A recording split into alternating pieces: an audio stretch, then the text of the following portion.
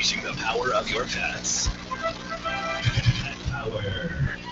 Talk radio with bites. Your Pet Life Radio, the #1 pet radio network. Let's talk pets.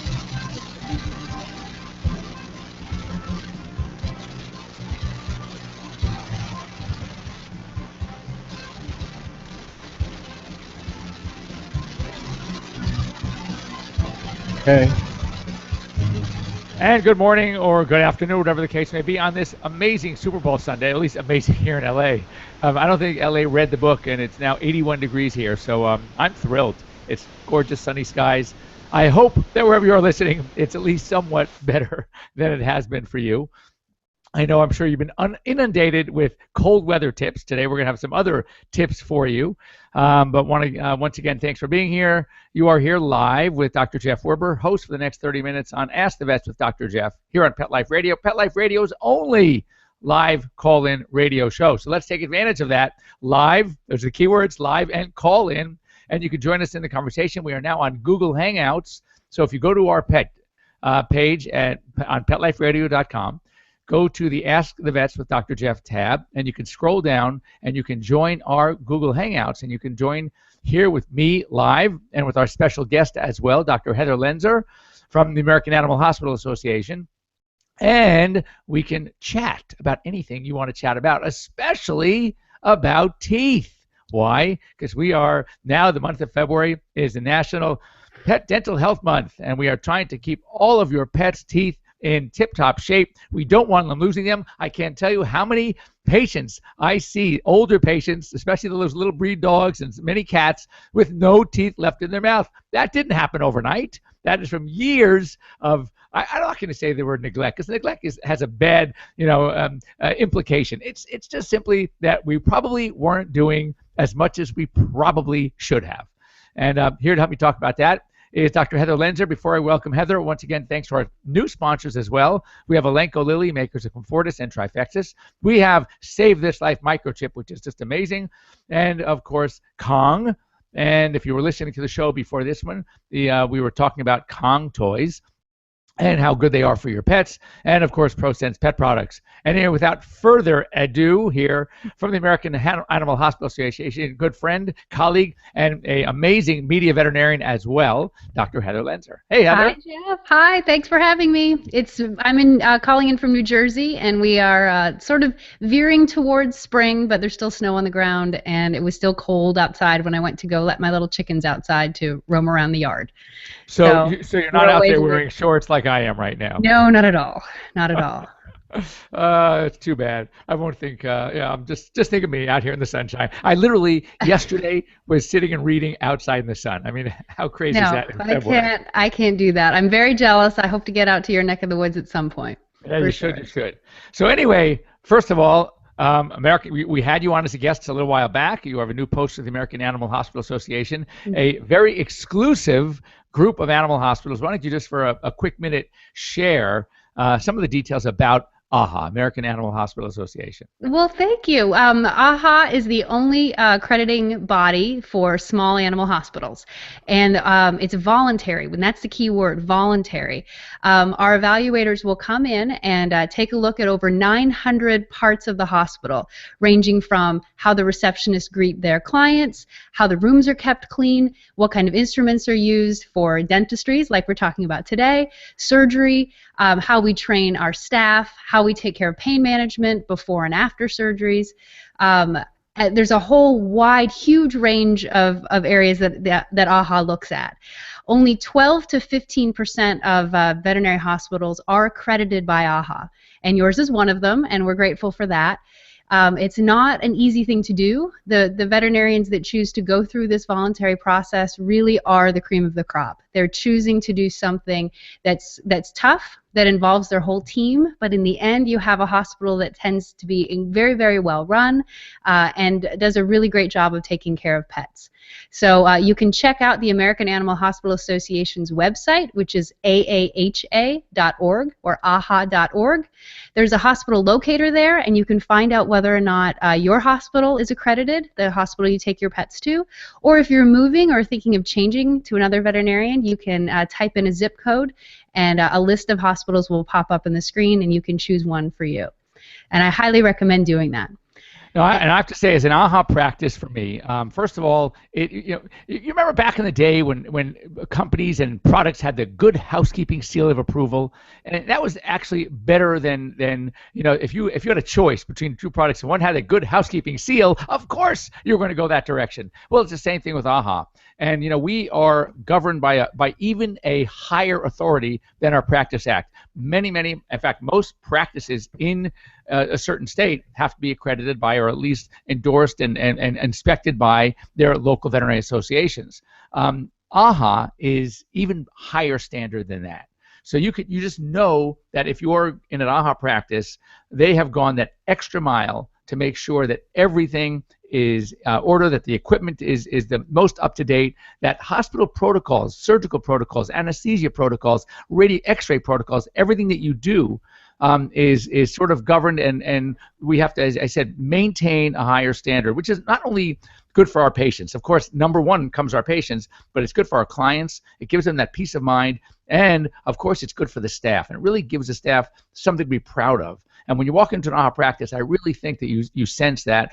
I remember having a discussion. I don't want to call it an argument because he was a friend of mine, and I was in AHA practice for quite a while. I think I became accredited, I think, in '93. And maybe even 91. That was a long time ago. Anyway, he had really a great practice in the San Fernando Valley, and he was not AHA, and he kept telling me, Jeff, you don't need it, this, that, and the other. P.S. He's now AHA. Excellent. And he's been AHA ever since he joined. And I think he senses the same thing. The advantage, and the clients really like going in. Imagine going into someplace that has a higher standard than even the state's Practice Act. I mean, that's really something to be proud of. And I think that you see that pride coming through when we work with our patients.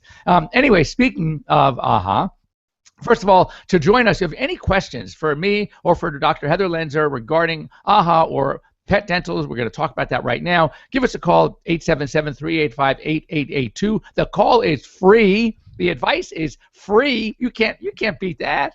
So anyway, give us a call, or of course, come online, and you can join us on Google Hangouts. You can actually hold your dog's mouth up to your computer screen, and you have two veterinarians ready to give our opinions about your quality and of your pet's mouth. Now, fortunately, we can't smell what you are probably smelling at home, but at least we can see it and guide you. So let's talk about the Pet Dental Health Month. Why do we have this anyway? Well, it is just a part of veterinary medicine it's just a tough nut to crack to remind pet owners to pay attention to their pets' mouths.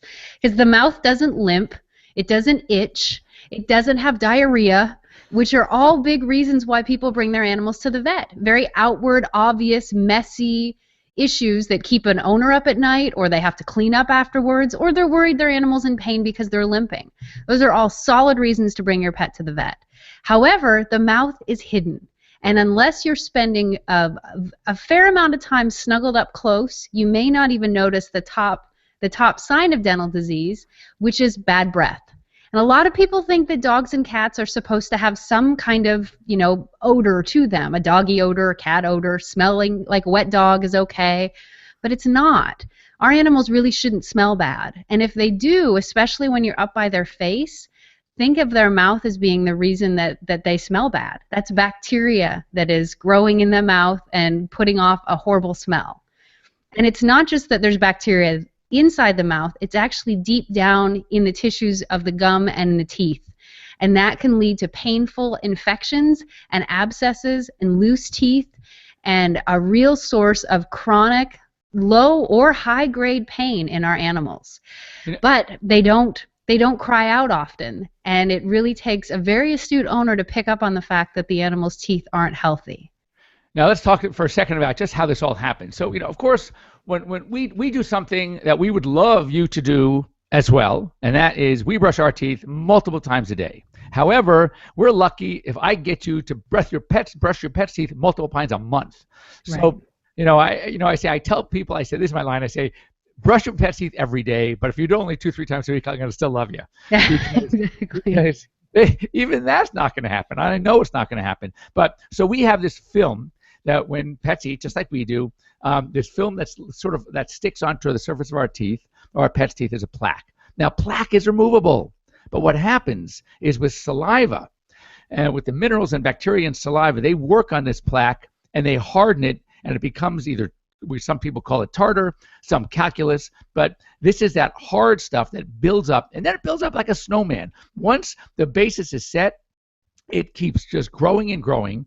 And what's interesting is, even though this is counterintuitive, and this is what I always say, that why it's so important to really, keep an eye on your pet's mouths. One would think, when you hear from veterinarians that you should at least, not always, not only exclusively, but you should feed your pets dry food. Why? Because when they're munching on the dry food, they're abrading some of the surface of that of the tooth surface to keep it clean, remove the plaque, etc.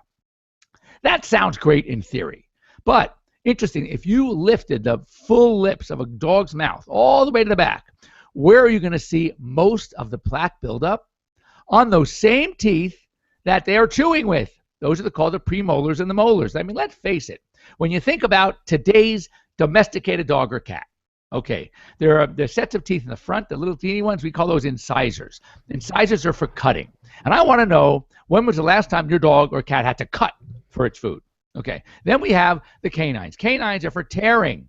Now, I know some people feed their dogs some funny things, but I don't think they really have to tear for the food anymore. However, we make it so easy for them with our diets that all they have to do is chew.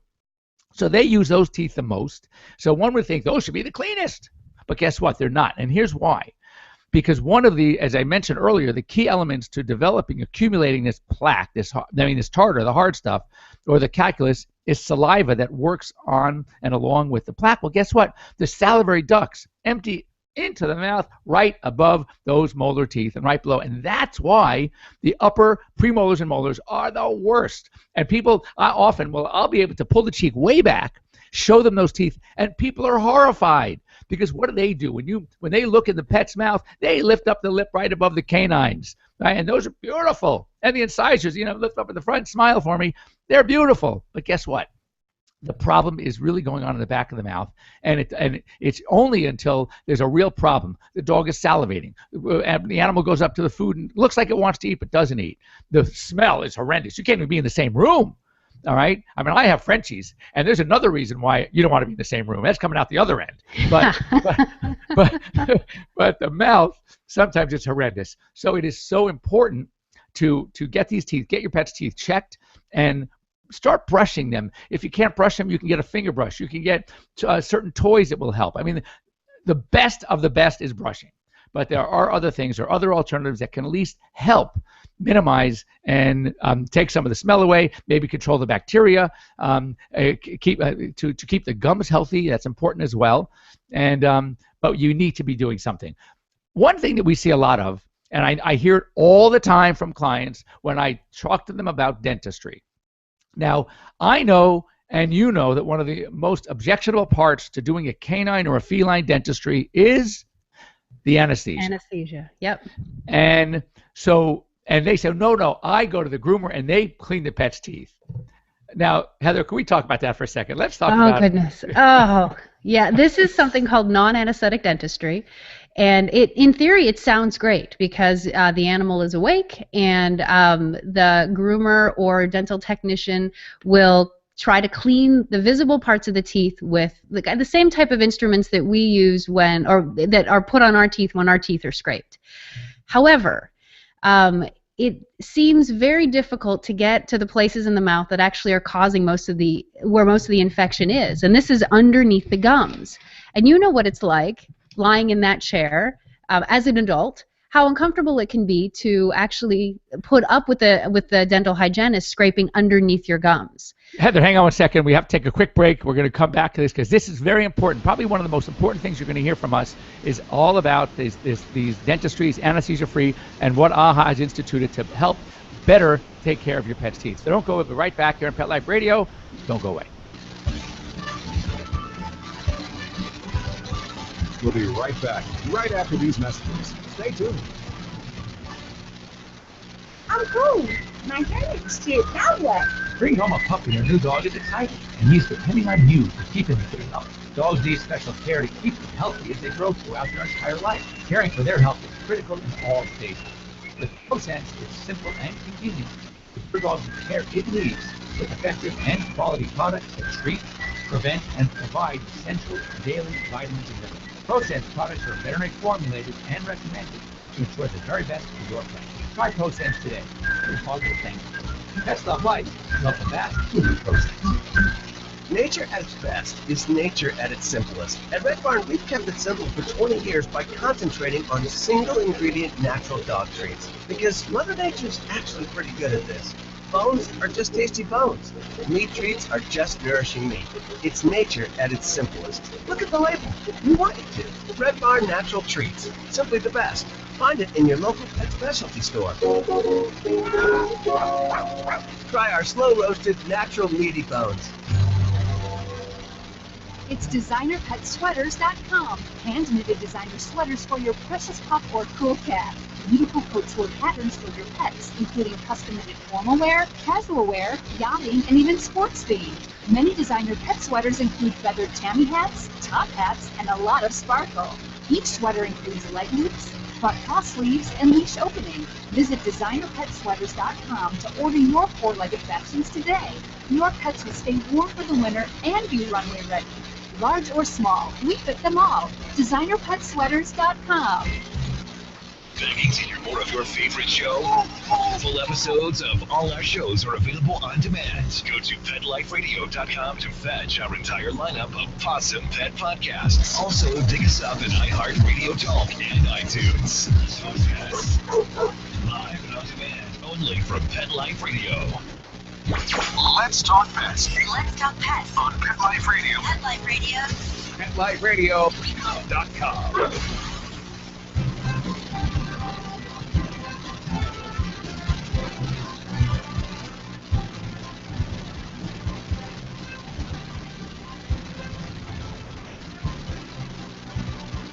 Okay. And welcome back. You're here live with Dr. Jeff Werber and Dr. Heather Lenzer from the American Animal Hospital Association, and we are talking teeth. We are talking pet teeth. It's a very, very, first of all, the mouth is a very key organ. A lot of the other stuff's not going to work unless the mouth is working well, unless you have some other way to feed your pet, which is unlikely without being in a hospital and having what we call intravenous feeding or a stomach tube put in. So it's important, and we have to keep mouths healthy. And I think it's one area that is one of the easiest things to do, but one of the most often neglected. And it's because because people think it's too difficult. And there are certainly great ways to educate owners to how to teach how to teach them to start taking care of their pets' mouths early in the game, instead of making it a chore, make it into something fun. But we want to talk now, and we've been in the middle of talking about anesthesia-free dentistries, which is something we all hear about. A lot of people want to do it. I understand the benefits to them and the peace of mind of not having to anesthetize. We get it. But the problem is you cannot do the thorough job necessary without some sort of pretty deep sedation. Heather, you were just about to talk about the anesthesia-free and getting into the gums and why it's so difficult to do so without some kind of sedation. It really is, and because it's uncomfortable. You think about what it feels like when we go underneath the when the dental hygienist goes underneath our gums. We know what's happening as adults, but it's even tough in kids to have them sit still. But underneath the gums, that's where the bacteria is. That's where the infection sets up, the plaque and the tartar that you were talking about that you can't get from even brushing the teeth. And even if people brush their dog's teeth every single day, that tartar and plaque would still accumulate underneath the gum line. So the issue here comes down to discomfort on the part of the pet and safety when it comes to putting these sharp instruments inside the mouth of an animal that you really can't explain what's happening to them. So the American Animal Hospital Association, as well as the American Veterinary Dental College, which that's a group of veterinary dentists, there are such thing, and they're fantastic, they have come out against these anesthesia-free dentistries because of worries for safety for the pet, for the person that's actually holding the sharp instruments in that pet's mouth, for worry about them getting bitten bitten. And also, we are still waiting to find out if there's solid data to prove that these anesthesia-free dentistries do as good of a job as the ones where an animal is safely asleep. The general thought is that it can't possibly be as effective without the animal holding still. And the other issue with not having anesthesia, besides safety for the pet and the operator, is what happens to that bacteria in the mouth when it is dislodged from underneath the gums. Unless you have a tube that goes down the throat into the trachea to protect the airway, that pet can end up inhaling the bacteria and the water. I mean, think of all the water that's sprayed in your mouth when you have your dental cleaning. Same thing in animals. And now we have lungs that have been seeded with really nasty bacteria that used to live in the mouth and is now living in the lungs. That's called aspiration pneumonia, and that can be a complication, a serious complication as well. And so let me add also, I want to add about that. You see, what people don't understand is a lot of the devices that are used, are the ultrasonic scalers, Rotopros, etc., they actually pulverize this tartar and thus the bacteria, and it's aerosolized. So it's so easy without even aspirating per se, just by breathing. And Right. That's why it's so important to have that endotracheal tube in the mouth. And that's not just to be able to deliver some sort of oxygen, which of course we do, along with anesthetic machines, the anesthetic gas, but it helps protect the pet from aspirating or from inhaling any of these bacteria. Let's talk about oral bacteria for just a second. What people don't understand, another reason from a medical perspective as to why it's so important to keep pets' mouths clean, that there are two diseases specifically, but also a third. There's some liver involvement, but there is a condition called bacterial endocarditis. This is bacteria that form, develop, and live on the heart valves, causing heart valve failure. And there's also another one called glomerulonephritis. That is an infection of the kidney filtration system called glomeruli. And these get inundated, and bacteria also seem to colonize on this filtration system. Well, guess what? On autopsy, and sadly, that's because these pets don't make it, these bacteria that are cultured from the glomerulus and from the heart valves literally were oral bacteria. So it's not just the mouth. It's what the effect that these bacteria have on the rest of the body, where they tend to colonize, and that's why there is so much danger involved. Now, Heather was mentioning about that data. One of these dentists that is affiliated with the American College of Veterinary Dentistry, Dr. Jan Bellows, he practices in Colorado. He is doing a study, the initial results are in actually, that he followed a group of dogs that were going to a groomer or one of these non-anesthetic dentists, and a group of dogs that were going to the veterinarian for full dentistries.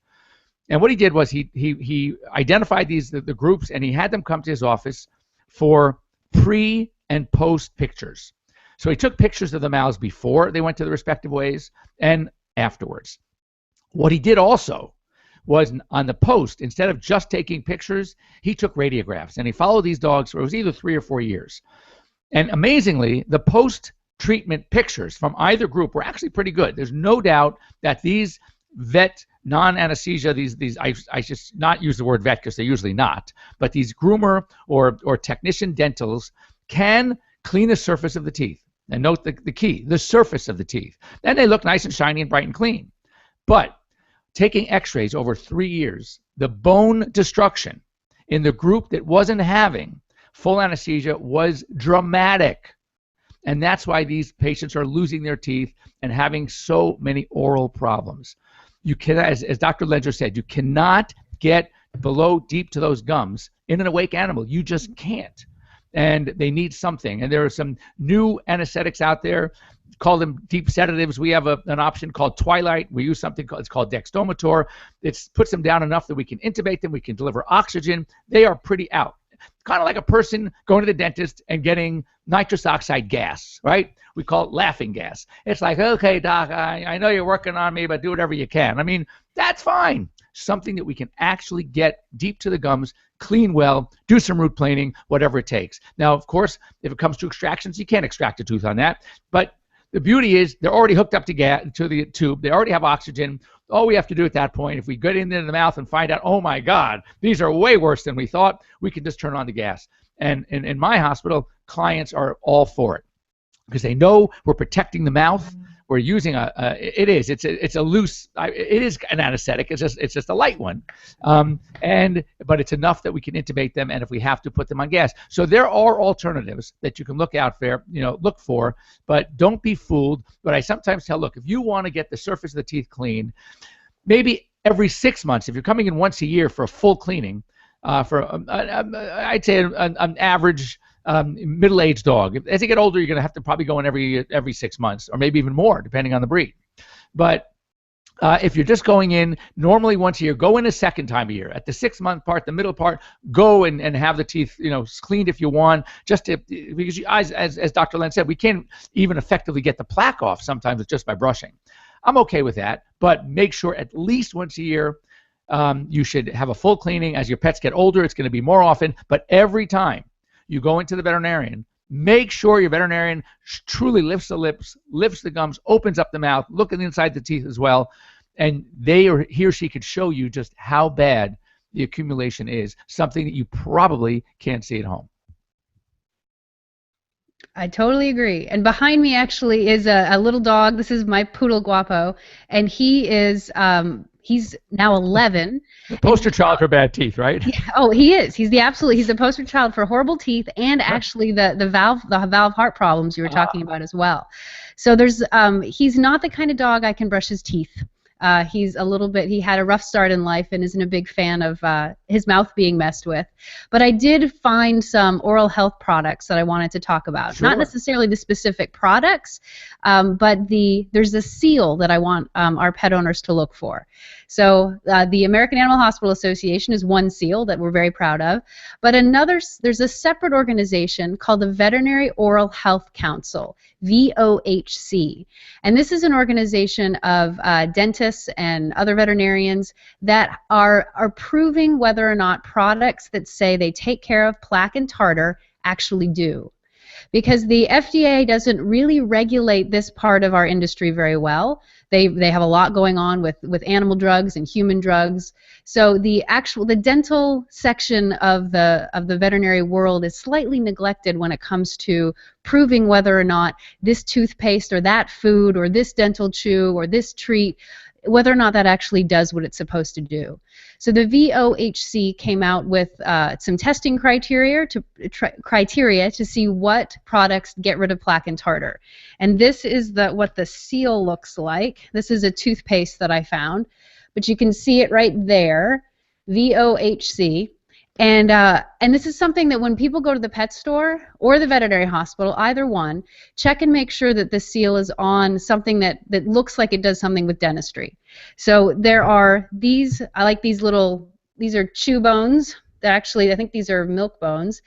They look kind of like a lot of different types of chewies you'd see out there. But again, there's data behind them to prove that these are actually as good as brushing every day.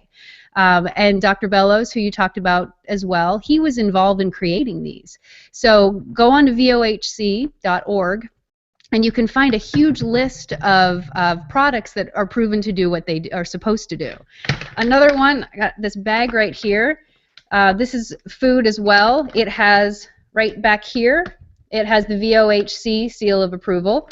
And this... Heather, let me just break in. My dogs eat TV every day. Exactly. And I use it as a treat. It's a great treat, by the way, because I love them. Well, and they're huge, too. They're huge. I mean, They're look fantastic. at the size of these kibbles. So this is how I'm keeping my kind of crabby, sort of difficult little poodle. There's a little bit of a smaller size for him, but my Border Collie's beside me right now, and he's crunching away on those. So a lot of these products, again, the brushing is absolutely the gold standard, and there's tons of different kinds of toothbrushes out there. This one has little on one side and big on another. You mentioned the finger brushes. You can even use gauze or pantyhose, wrapping that around your finger. And be sure that you use pet toothpaste. Like the one I have here, again, VOHC approved. This one's actually beef flavored. So, you don't want to use something that is, you want to pick something your pet will like chewing on or licking. You don't want to use people toothpaste because there can be xylitol in the people toothpaste that can cause serious issues in dogs, and even propylene glycol, which is a preservative that's okay for us, but it can be toxic to cats. Right. So do find pet toothpaste out there. And plus, the pet toothpaste don't suds up and it's swallowable. And It's true. again, we do not want the dogs swallowing, which they're going to do anyway. It's funny. One of my dogs, he will come and lick my face every time I'm brushing my teeth because he loves Really? the minty taste. He goes nuts. It is so funny. Anyway, that's all we have time for. Thank you so much. Please, everyone out there, speak to your veterinarians. This is the month to do it. A lot of veterinarian hospitals are probably running specials this month. We are, to encourage people to come in, have their pets teeth professionally cleaned. You are doing them a big favor. And also, while you're there, talk to your veterinarian about ways, especially if you have a young animal, a young cat, a young dog, a puppy, kitten, to teach them now, when they're young, how to get used to the process and make it fun. Always make it something followed by positive reward, positive reinforcement, and you'll get to the point, potentially, with these animals that they will run to you when they see that brush and the toothpaste, knowing that something really good is coming up behind this. So thanks for joining us here on Pet Life Radio. Dr. Lenzer, thank you so much. Thanks to AHA for allowing you to come on and join me. Thank you. And thanks for the great advice. And we will, I'm sure, see you again very soon. And for all of you out there, have a great week. Once again, thanks to Elanco Lilly, to ProSense, to Kong, and to Save This Life Microchip. And we'll see you next week. And good luck to whichever team between Denver and Carolina you want to win today. All right. Be well, everybody. Have a good week.